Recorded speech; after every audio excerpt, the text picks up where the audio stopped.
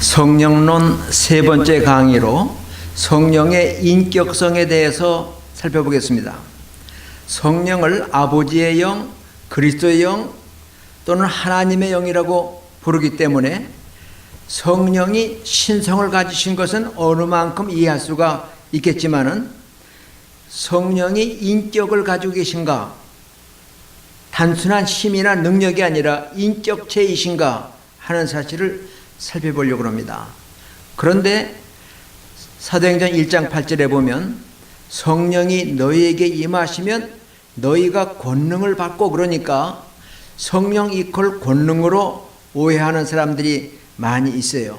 어떤 힘, 어떤 능력으로 오해하고 있지만 성령은 성부나 성자와 동일하게 인격을 가지신 하나님이시라고 하는 것을 말씀드리겠습니다. 인격의 3요소는 지정의입니다. 지라고 하는 것은 지식, 정이라고 하는 것은 느낌, 감정, 의라고 하는 것은 자기의 의지, 뜻. 이 세 가지가 있어야 인격이에요. 그러면 성령께서는 지정의를 가지고 계신 인격체이신가 하는 것을 살펴봅니다. 성령은 지식을 가지고 계십니다. 다시 말하면 지적 존재라는 말입니다. 초대교회 신자 중에 아나니아와 삽비라라고 하는 사람을 기억하시죠? 이제 이 사람들은 자기들이 소유하고 있던 밭을 팔아서 사도들 발 앞에 갖다 놓습니다. 그런데 밭을 팔고 보니까 돈이 아까웠어요. 그걸 다 바쳐야 되는가 하는 것 때문에 고민하다가 부부가 의논하면서 얼마를 감추고 얼마를 가져갔어요.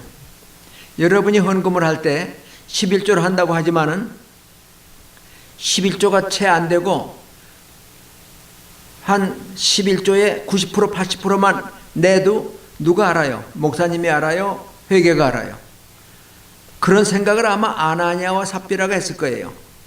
우리가 하나님 앞에 헌금을 할지라도 정성껏 최선을 다해서 정직하게 헌금을 해야 되는데 이 사람들은 자기들의 밭을 팔아서 헌금하는데 일부를 감추고 나머지를 전부 바치는 것처럼 베드로 앞에, 사도들 발 앞에 가져왔어요. 이때 베드로 사도가 묻습니다. 이게 밥 한 돈 다냐? 그랬더니 아나니아가 말하길 예 그랬어요. 이때 사도행전 5장 4절 또는 9절에 보면 내가 사람을 속이는 것이 아니라 하나님을 속이는 것이다, 성령을 속이는 것이다 얘기했어요. 성령을 속이는 것이 곧 하나님을 속이는 거예요. 성령은 뭐가 잘되고 잘못된 것, 사실과 아닌 것을 알고 계신단 말이에요. 지식이 있단 말입니다. 그래서 고린도전서 2장 10절에 보면 모든 것을 통달하시느니라, 모든 것을 아신다는 얘기입니다. 과거의 일만 아니라 장래의 일도 아신다고 요한복음 16장 13절에 그가 오시면 장래의 일을 너희에게 알게 하시리라. 가르쳐 주실 수 있을 만큼 지식이 있으신 지적인 존재라고 하는 사실을 알 수 있는데 성령은 이러한 그 지적인 존재뿐만 아니라 정적인 존재, 느낌을 가지고 계세요. 하나님이 성령으로 우리에게 말씀하실 때에 거역하는 사람들이 있어요. 이사야 63장 10절에 보면 하나님을 거역하는 백성들을 향해 성령께서 근심하시며 그들의 대적이 되어 그들을 치셨다 얘기를 해요.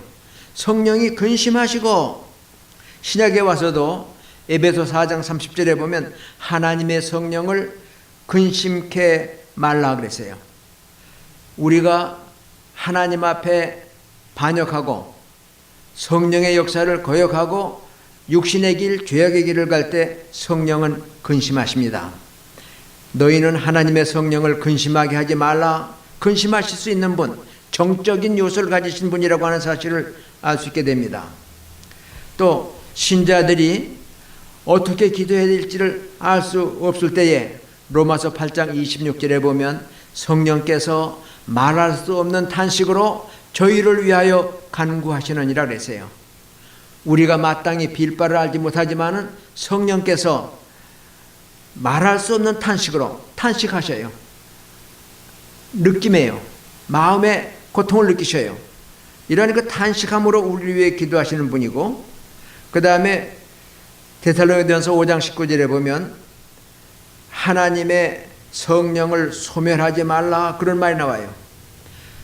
성령은 영원하신 영이시기 때문에 소멸될 수가 없어요. 없어질 수가 없어요. 그 번역이 약간 잘못된 건데, 원래대로 번역을 하자면 성령의 역사를 소멸하지 말라, 그런 말이에요. 성령께서 우리에게 감화 감동을 하십니다.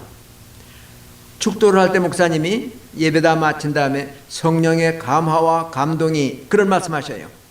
우리에게 성령께서 깨닫게 하시고 우리로 하여금 올바른 길을 가르쳐 주셔요. 성령의 감화 감동하는 그 역사를 고역하고 그 무시하는 이 일이 바로 성령을 소멸한다라고 표현이 되어 있지만은 사실은 성령의 역사를 소멸하는 겁니다. 이때 하나님께서는 서운해 하시고 또 근심하십니다. 사도행전 5장 32절에 보면 하나님께 순종하여 하나님을 기쁘시게 할 때에 순종하는 자에게 성령을 선물로 준다고 약속했어요. 우리가 성령의 역사를 받을 때, 봉사할 때든지 헌금할 때든지 모든 일에 있어서 성령이 우리에게 역사하셔요. 이렇게 올바른 길로 가라 하지만은 게을러서 또는 욕심 때문에 세상의 일에 바빠가지고 하나님의 뜻을 알면서도 거역하게 되면 성령이 근심하셔요. 탄식하셔요. 그러나 우리가 순종하면 순종하는 자에게 하나님은 성령을 주신다고 사도행전 5장 32절에 말씀하고 있습니다. 이와 같이 성령은 감정을 가지신 정적인 존재이고, 마지막으로 지정의, 의지를 가지신 인격적인 존재인 것을 살펴봅니다. 사도행전 8장 26절에 보면 성령께서 초대교회 7 집사 중에 하나인 빌립에게 너는 가사로 가는 길로 가라. 거긴 사막이에요. 왜 글로 가야 되는지도 모르지만은 빌립은 순종하고 가사로 가는 길 사막으로 나갔더니 에디오피아의 네시 재무장관이 마차를 타고 예루살렘에 와서 예배드리고 자기들의 나라로 돌아가는 길에 마차에서 성경 읽는 것을 발견하게 됐어요. 성령께서 가까이 가라. 성령이 자기의 의지를 가지고 우리에게 감동하셔요. 지시하셔요. 왠진 몰랐지만은 빌립이 순종하고 가사로 가는 길 사막으로 갔더니 복음을 전할 상대를 만납니다.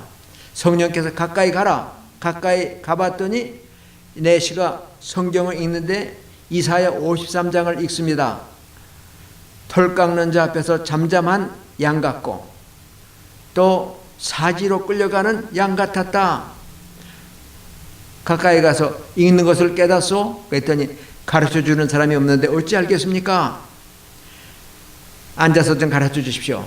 마차에 같이 타고 가면서 이사야 선지자가 예수님 나시기 700년 전에 예언했던 이사야 53장을 가지고 나타나신 예수님, 하나님의 어린 양으로 오셔서 털 깎는 자 앞에 잠잠한 양처럼 수치와 고난을, 죽음을 당하시고 우리의 죄와 허물과 우리의 연약과 질병까지 담당하신 구세주라고 하는 사실을 가르치자 이 에디오피아 내시는 내가 이제 말씀을 깨달았으니, 이제 하나님이 보내신 어린 양 예수님을 내가 발견했으니 세례받음에 부족이 있습니까? 할 때 내가 믿음은 가하다.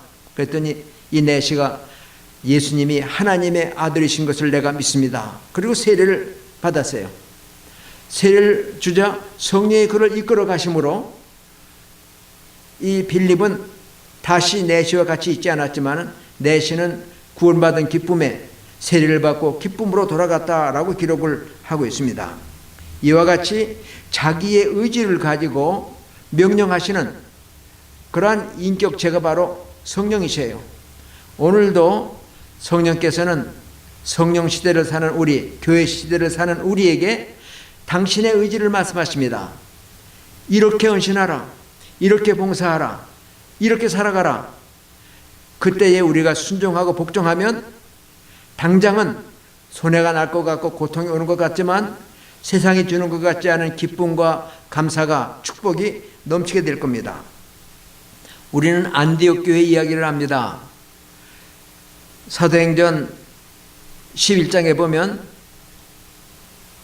바나바라고 하는 착한 사람, 그 위로와 또 권면을 잘하는 이 바나바가 여기 안디옥 교회의 초대 교역자로 예루살렘에서 파송을 받습니다. 안디옥 교회는 스데반의 순교 이후에 일어난 박해 때문에 많은 사람들이 예루살렘을 떠나서 흩어지는 중에 이방 땅 안디옥에 와서도 복음을 전했어요. 그곳에 교회가 생겼어요. 안디옥에서 복음을 들었다는 말을 듣고 예루살렘에 있는 사도들이 바나바를 초대교회 목사로 파송을 하고, 바나바는 바울을 찾아가서 만나서 같이 안디옥 교회에서 목회를 합니다. 교회가 부흥합니다. 거기에서 크리스찬이라고 하는 말이, 그리스도인이라고 하는 말이 생겨났어요. 저 사람들은 그리스도에게 속한 사람이야. 세상에 살고 있지만 세상에 속한 사람들이 아니야. 이게 바로 그리스도인이에요. 이렇게 교회가 부흥하고 발전하고 있을 때 성령께서 신자들에게 말씀하십니다. 바나바와 바울을 따로 세우라. 내가 시킬 일이 있다. 성령께서 어떤 그 의지를 가지고, 뜻을 가지고 명령하셔요. 이 안디옥 교회는 기도하는 교회, 봉사하는 교회, 하나님의 음성을 들을 수 있는 신령한 귀가 열린 교회예요. 그리고 하나님의 음성을 듣자 즉시로 바울과 바나바를 따로 세워 안수했습니다. 여러분, 우리 교회에서 한번 생각해 보세요. 지금 우리 목사님이 아주 목회를 잘해서 소문난 교회로, 야, 저 교회 참 훌륭한 교회야. 그러면 사람들이 몰려들고 있는데 그를 딴 데로 보내라. 그것도 담임 목사님이 아니라 부목사까지도 딴 데로 보내라. 내가 시킬 일이 있다 할 때에 금방 순종하기 아마 쉽지 않을지 몰라요. 그러나 안디옥 교회는 기도하는 교회, 봉사하는 교회, 신령한 음성을 들을 수 있는 귀가 열린 교회, 그리고 그 순종하는 교회였기 때문에 바나바와 바울을 따로 세워 안수해서 최초의 선교사로 파송을 했습니다. 그들이 아시아의 여러 지역을 다니며 복음을 전할 때에 성령께서, 주의 영이 그들을 아시아에서 더 이상 전도하지 못하도록 막으셨다고 사도행전 16장 9절로 11절에 기록하고 있습니다. 그래서 여기 바나바와 사울은 아시아에서 더 이상 있지 못하고 마게도냐인의 부름을 받고 유럽으로 건너간 것이 맨 처음 세워진 빌립보 교회입니다. 그리고 복음이 이제 아시아에서 출발했지만은 유럽 쪽으로, 서쪽으로 서진하는, 서쪽으로 옮겨가게 되는 이런 역사가 성령의 의지를 통해서 이루어지고 있습니다. 이렇게 성령은 지식과 또 감정과 뜻을 가지고 계시는 지정의를 가지신 인격체, 그냥 힘이 아니라, 능력이 아니라 삼위 하나님과 똑같은 그 인격을 가지신 하나님이라고 하는 사실을 발견하게 됩니다. 고린도전서 12장 11절에도 보면 신자들에게 주시는 은사도 성령께서 각 사람에게 적당한 은사를 주신다고 얘기했어요. 누구에게는 지혜의 은사를, 누구에게는 지식의 은사를, 누구에게는 병 고치는 은사를, 누구에게는 방언하는 은사를, 누구엔 방언 통역하는 은사를, 믿음의 은사를, 뭐 등등 여러 가지 은사들을 성령께서 각각 필요를 따라 나눠주신다 얘기했어요. 만일 우리가 하나님 앞에 무슨 은혜를 달라고, 내가 병 고치는 은혜를 주세요, 방언하는 은혜를 주세요 할 때 나는 구할 수 있지만은 그것을 허락하고 주시는 것은 성령이 자기 뜻에 따라 주신다고 얘기를 했습니다. 이와 같이 성령은 지정의를 가지신 살아계신 하나님이십니다. 예수님을 구주로 영접하고 성령의 은혜를 받음으로 우리가 거듭나서 새 사람 되는데, 거듭나 새 사람 된 사람에게 성령은 충만히 오셔서 우리로 하여금 온전한 하나님의 사람, 모든 일에 거룩한, 겉으로만 신자가 아니라 생각하는 것, 말하는 것, 행동하는 것 하나하나가 온전한, 모든 일에 거룩한 하나님의 사람이 되도록 성령 충만하는 역사가 성령이 우리에게 이루시는 또 하나의 축복의 역사입니다.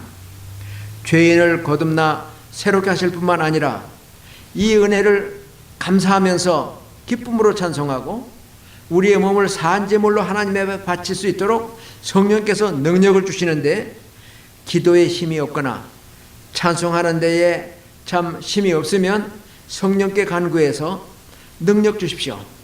기쁨으로 찬송하고 힘있게 기도할 수 있도록 성령의 은혜를 간구할 때 성령 충만을 허락하심으로 견딜 수 없는 감사함으로 찬송하고 봉사하고 죽음 앞에서도 고난 앞에서도 전혀 두려워하지 않고, 초대교회 사도들이 매를 맞고 고난을 받았지만은 주의 이름으로 고난받는 일에 합당한 자로 여기심을 기뻐할 수 있게 된 것은 성령께서 함께 하시고 저들에게 그런 능력을 주셨기 때문입니다. 우리로 거듭나 하나님의 자녀가 되게 하신 성령께서 이젠 하나님의 자녀답게 모든 행실에 거룩한 그리스도의 향기가 나오는 어둠의 빛의 사명을 감당할 수 있는, 부패하고 썩어가는 세상에서 소금의 역할을 감당할 수 있는 능력을 주신 분이 성령님이십니다. 나와 여러분 모두가 성령 충만해서 하나님이 기뻐하시는 사역에 마음을 다하고 목숨을 다하고 힘을 다하고 뜻을 다하여 헌신하는 우리 성도들이 되어야 되겠습니다. 감사합니다.